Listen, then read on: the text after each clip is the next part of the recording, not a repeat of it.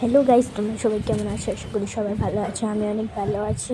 আজকে কিন্তু সকালবেলা উঠেই কিন্তু আজকে রবিবার ছিল, এর জন্য কিন্তু সকালবেলা উঠেই কিন্তু আমি আজকে আর্টের স্কুলও ছিল।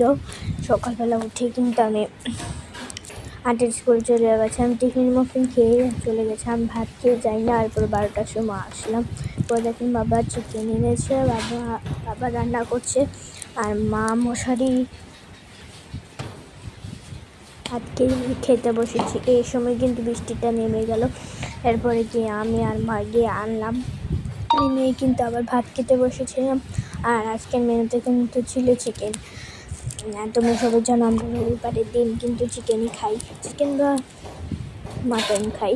আর তোমরা কারা কারা রবিবার দিন কী খাও আমাকে কমেন্টে বলবে। এরপরে কিন্তু আমি বিছানার চাদরটা, আর মা বললো যে বিছানার চাদরটা তুই বিছিয়ে নে, এর জন্য কিন্তু আমি বিছানার চাদরটা কিন্তু বিছিয়ে নিচ্ছি। আর কোনা সমান করে কিন্তু বিছাতে হয়, না হলে কিন্তু সুন্দর হয় না, মোটে থাকে। এরপরে আমার খাটের সাইডে কিন্তু আমি দুটো কিন্তু পুতুলও রেখেছিলাম। আর তোমাদেরকে নেক্সট ভিডিওতে আমি বলবো, আমি একটা জিনিস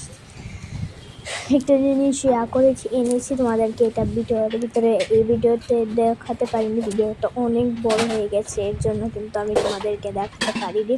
তোমরা যদি দেখতে চাও তাহলে আমাকে লাইক শেয়ার সাবস্ক্রাইব করে দেবে, তাহলে তোমাদেরকে এর জন্য আমি নতুন ব্লগ, যারা দেখতে চাও তারা আমাকে কমেন্টে বলো, তাহলে আমি কিন্তু এনে ব্লগটা করব। আর তোমাদের সবাইকে বলি, সবাই আমাকে বেশি বেশি করে সাবস্ক্রাইব করে দেবে, কারণ এটা আমার নতুন আইডি, এর জন্য কিন্তু বলছি। আমি নতুন আইডি খুলেছি, তোমরা আমাকে এর আগে কোনো ব্লগ করতে দেখোনি, আমি নতুন নিউ ব্লগার।